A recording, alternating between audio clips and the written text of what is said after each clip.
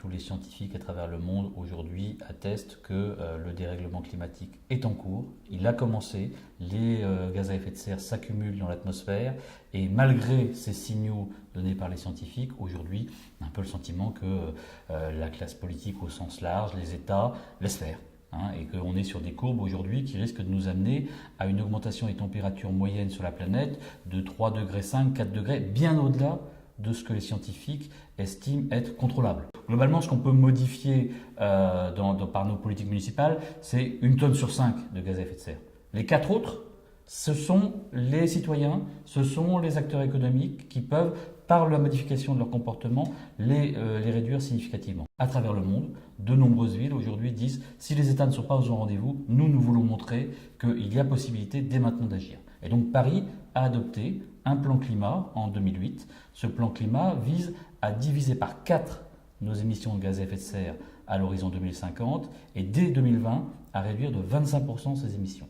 Et donc on a engagé toute une politique qui concerne les bâtiments de la ville, les bâtiments municipaux, les logements sociaux, les logements privés, l'éclairage public, les transports, l'alimentation de la ville, tout un tas de secteurs sur lesquels nous sommes engagés à réduire nos émissions de gaz à effet de serre. On veut en faire quelque part le guichet unique qui permet que chacun puisse y trouver les informations nécessaires. Parce que ce qu'on sait bien, c'est que changer ses comportements, si on dit aux gens changez vos comportements comme ça, les gens ne savent pas forcément ce qu'il faut faire.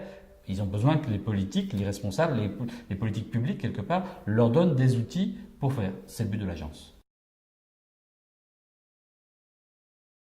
On sait d'ores et déjà que de toute façon, quoi qu'on fasse, le dérèglement climatique est commencé et qu'on arrivera à avoir des modifications importantes du climat et donc que la ville doit s'adapter.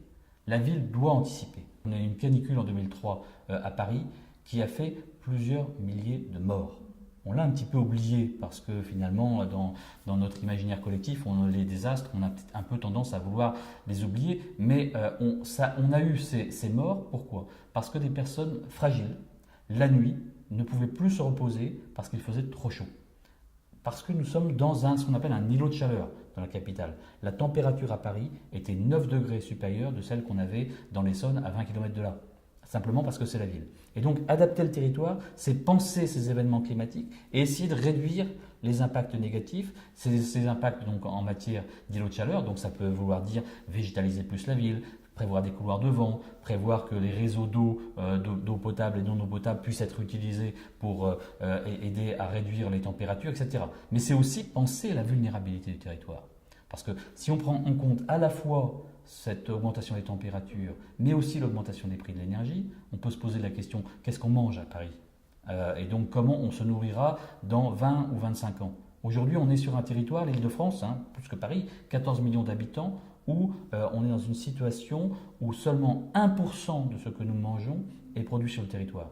C'est donc extrêmement vulnérable comme situation. Donc sur l'alimentation, on peut parler de l'eau, sur la question de l'énergie, sur toutes ces questions, on a besoin de réfléchir quelles sont nos vulnérabilités et comment on les réduit, comment on rend nos sociétés plus robustes. Et là encore, l'agence, c'est le lieu dans lequel on va en discuter.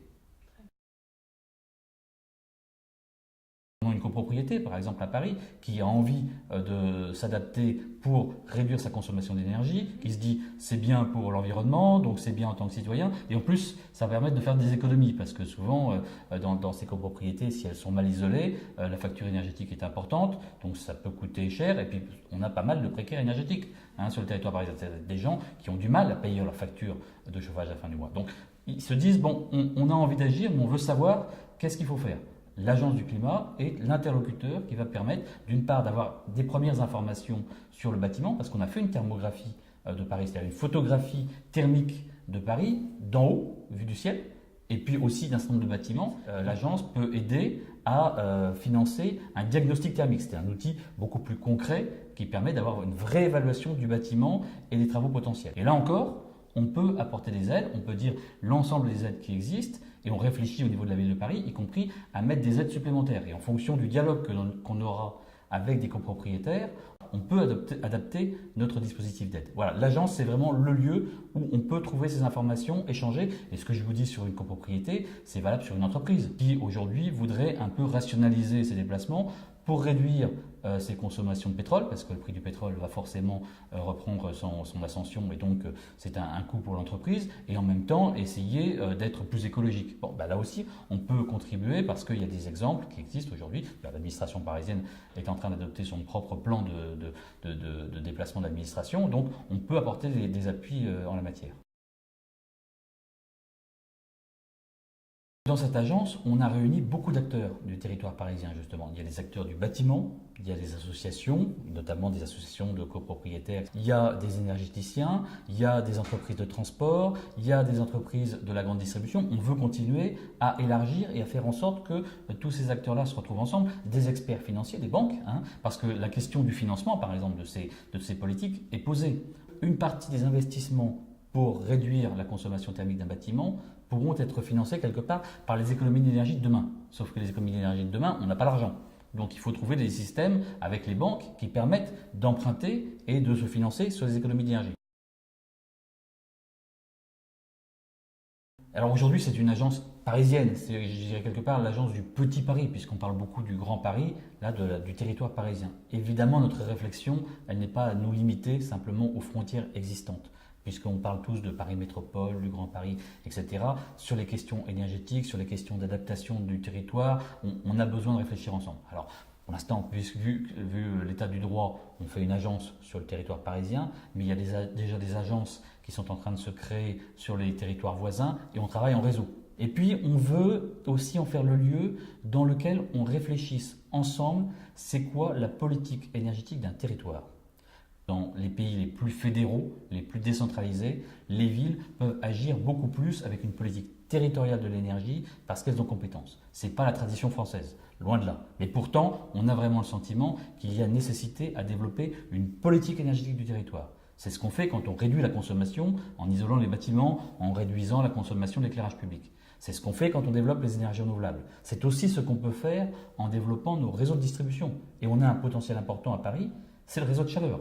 On a le 3e réseau de chaleur au monde, après New York et Moscou. Penser les politiques de déplacement uniquement en regardant que Paris intramuros, ça n'a pas beaucoup de sens. Penser les politiques énergétiques non plus. Je prends la question de la géothermie par exemple. On a une ressource très importante dans le sous-sol de Paris, la nappe de géothermie. En fait, cette nappe de géothermie, elle n'est pas qu'à Paris, elle est commune avec les voisins. Quand on creuse un puits, aujourd'hui, on a creusé un puits il y a 2 ans à Paris Nord-Est, ce puits va permettre d'alimenter 12 000 logements dans Paris et 38 000 à Aubervilliers. Donc on est vraiment sur un projet commun. Quand on va creuser un puits de géothermie au Batignolles, c'est pareil, parce que ce serait complètement stupide de penser frontières administratives face à des phénomènes géologiques et écologiques qui dépassent largement les frontières des administrations.